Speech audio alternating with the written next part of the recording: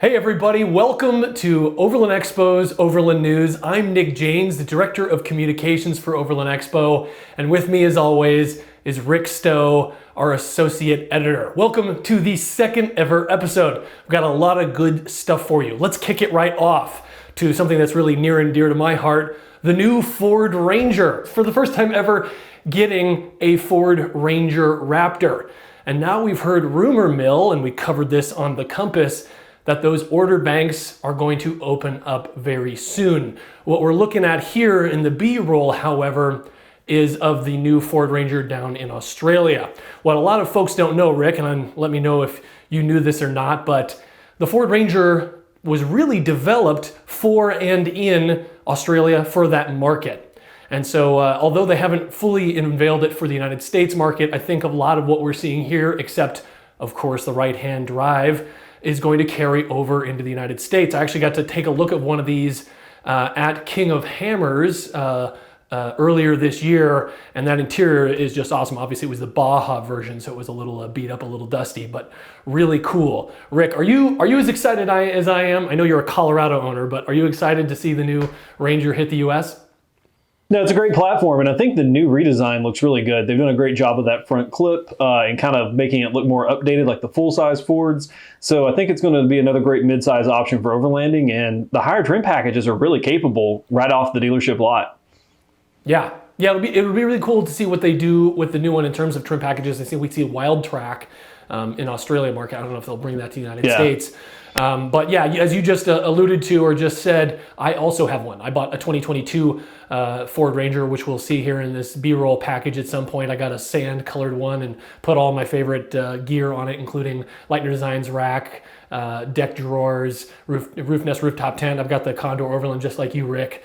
Really good stuff. And so I'm very excited about that Ranger. In fact, I'm so excited I emailed my local Ford dealer this morning asking if and when I can put in an order for a Ranger Raptor.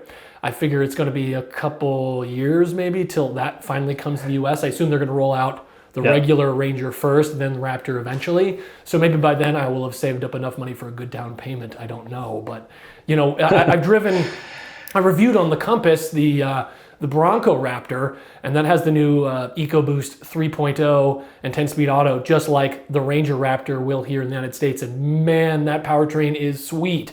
So, you know, with how good the last gen one already was, and that's about a decade old, and how good, you know, the Bronco Raptor is, I think this new one's just going to be an absolute screamer. I'm super excited about that one.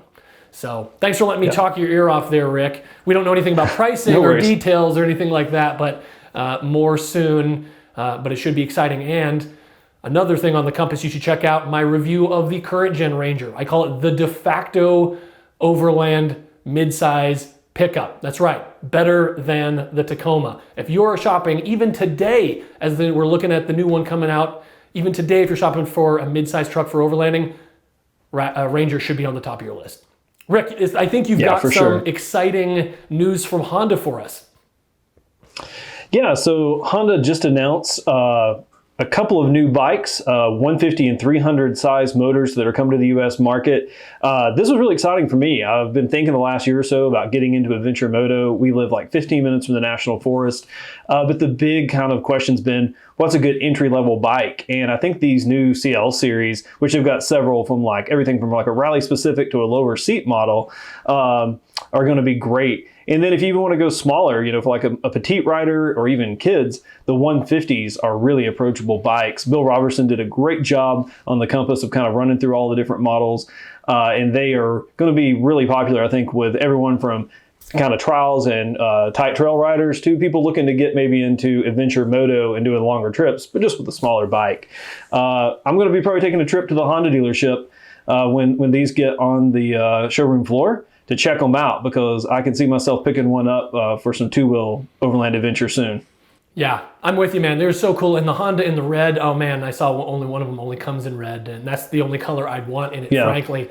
I hate that they are so small and I am so big. I'm 6'5", and anything smaller than like a 1200, I look like Herman Munster riding on them. So, but the thing is, the problem, I have a real affinity, Rick, for small bikes. Like I was really into pedal start mopeds when I was in college, and they're all 49cc and the size of a BMX, and I rode those around at the campus at University of Oregon. So if I could have a Trail 125 or one of these 300s, man, I would be so happy, but I would look like an absolute dork. So I think I'm gonna leave it to you to get one of these, and I'll live vicariously through you. Those are 30-inch inseam. So 30-inch inseam. I'll have no problem. No, yeah, exactly. I could probably just step over that. No problem. Yeah.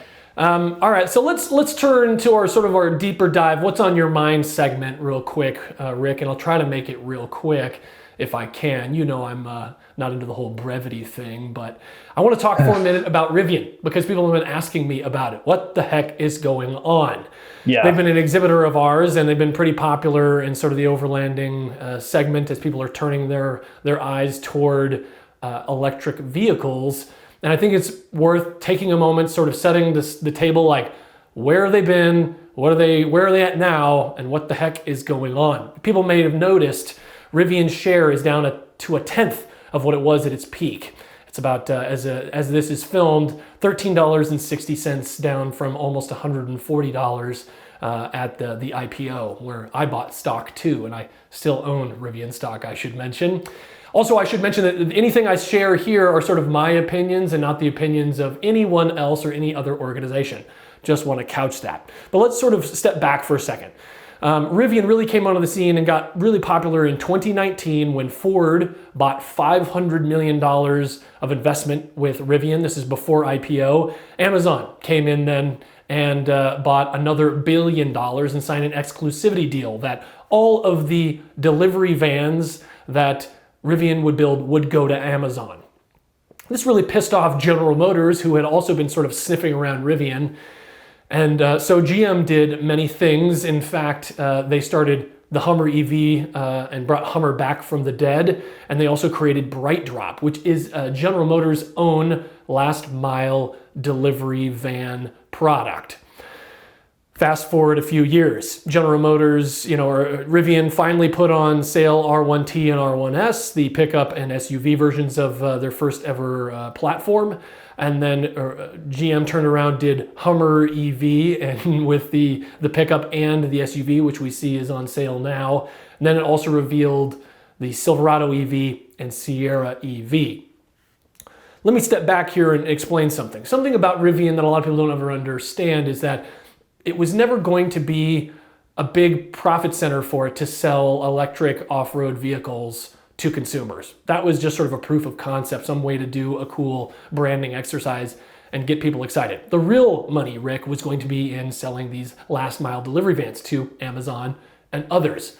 Well, we've seen a little stutter steps along the track here, right? Rivian changed the pricing on some of its already held reservations and orders from some of its customers. That pissed off a lot of people. Mercedes had stepped in late last year, as you reported on the Compass, Rick, and you know well, that in September of last year, Mercedes-Benz and Rivian said, let's do a deal to co-develop next-gen delivery vans. Looked like it was, things were still going well for Rivian. Then December, Mercedes pulled back.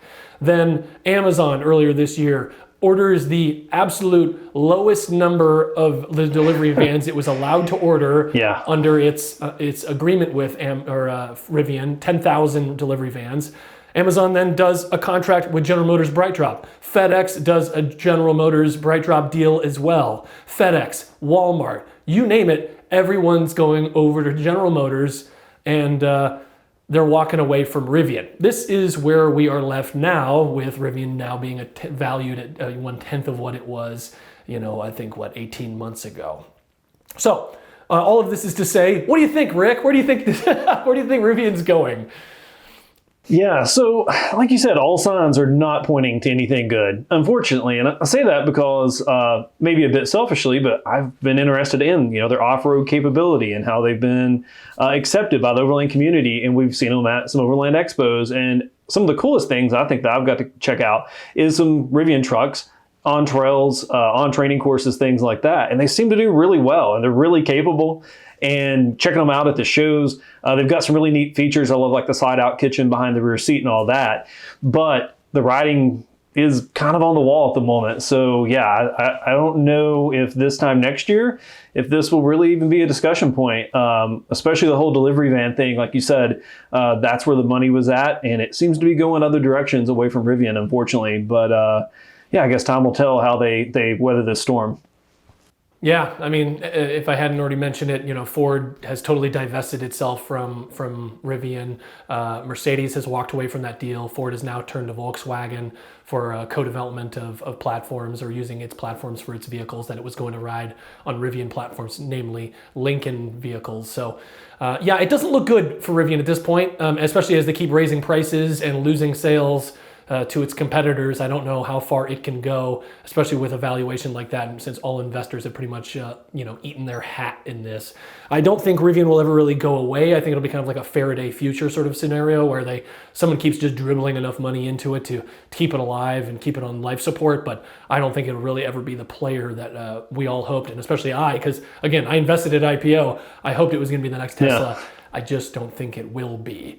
But if you have any thoughts, questions, or other you know, things to say about Rivian, please put it in the comments. We'll be watching. We'd love to engage with you and talk more about Rivian, the brand that could have been.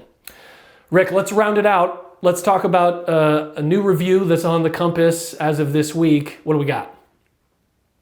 Yeah, so Chris Bradley is building out his 4Runner and recently got a Prinsu roof rack. He did a great job of the review, covering everything from like unpacking it to installation, and then his initial impressions. He's had a couple of trips under his belt with it now.